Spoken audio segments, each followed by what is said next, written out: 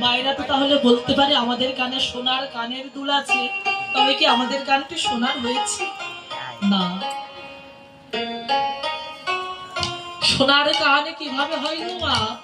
যে জন গুরু চরণ আশ্রয় করে, গুরু চরণ আশ্রয় করে এই কর্ণে যে জন উপাসনা গ্রহণ করে,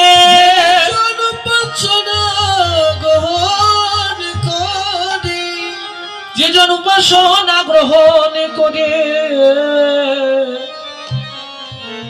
এই কর্ণটিকে যে জন সোনার কারণে পরিণত করতে পারে, সেই তো আমার গোবিন্দের বংশীর ধ্বনি শ্রবণ করে, সেই তো গোবিন্দের বংশী ধ্বনি শ্রবণ করে। যার সোনার কান হয়েছে সে ঘরে বসে থাকলেও শুনতে পাবে গো মা। আস্তে দাও, আস্তে দাও।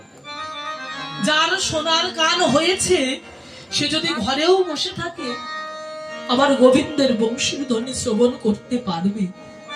আর যার এখনো সোনার কান হয়নি সে যদি হাজারো বৃন্দাবনে যায় তথাপি আমার গোবিন্দের বংশীর ধ্বনি শ্রবণ করতে পারবে না।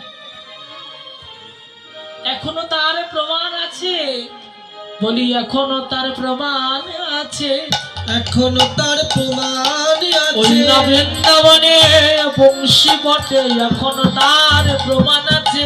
বৃন্দাবনের বংশী বলি বটে, এখনো